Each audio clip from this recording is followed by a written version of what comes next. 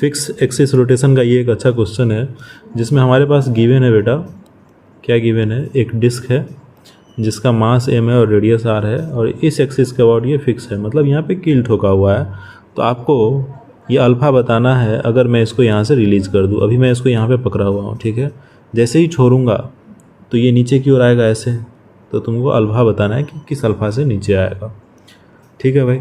मैं किस टाइम का बात कर रहा हूँ, मैं बात कर रहा हूँ एट t = 0 पॉजिटिव, मतलब छोड़ने के जस्ट बाद क्या होगा, ये नीचे आएगा। तो इसमें करना क्या होता है, टॉर्क बैलेंस कर लो, तुम्हारा आ जाएगा आंसर। अब देखो इस पर फोर्स कौन सा लग रहा है। एक तो फोर्स लग रहा है इसमें, ये हिंज फोर्स को मैंने x और y में मान लिया है। जो भी होगा, मतलब हिंज फोर्स कोई भी आए, ये कहीं ना उस फोर्स का मैं x और y कंपोनेंट तो कर ही सकता हूँ, इसीलिए मैंने हिंज फोर्स को x और y में एज्यूम कर लिया है, ठीक है। अब मैं टॉर्क लिखता हूँ इसके अबाउट।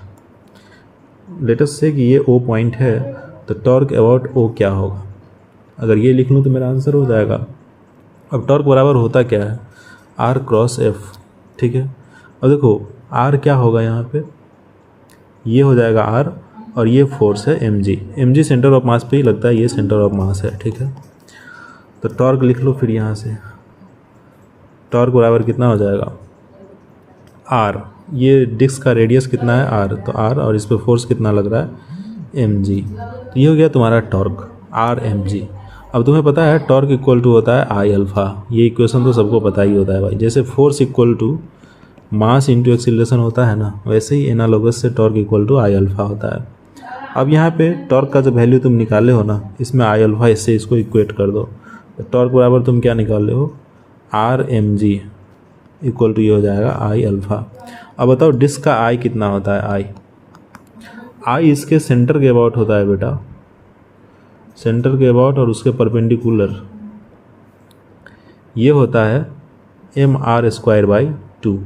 अगर आप पैरेलल एक्सिस थ्योरम इसके और इसके बीच में लगाएंगे, हमें I इसके अबाउट चाहिए, इसके अबाउट से मेरे को मतलब नहीं है। तो जब आप पैरेलल एक्सिस थ्योरम लगाएंगे तो ये हो जाएगा mr² प्लस mr², ये कितना हो जाएगा, आधा में एक जोड़ेंगे तो 1.5 हो जाएगा। तो I का वैल्यू हमारा आ गया, I अबाउट O हो जाएगा mr²/2 प्लस mr², तो ये हो जाएगा 3/2 mr²। क्लियर है।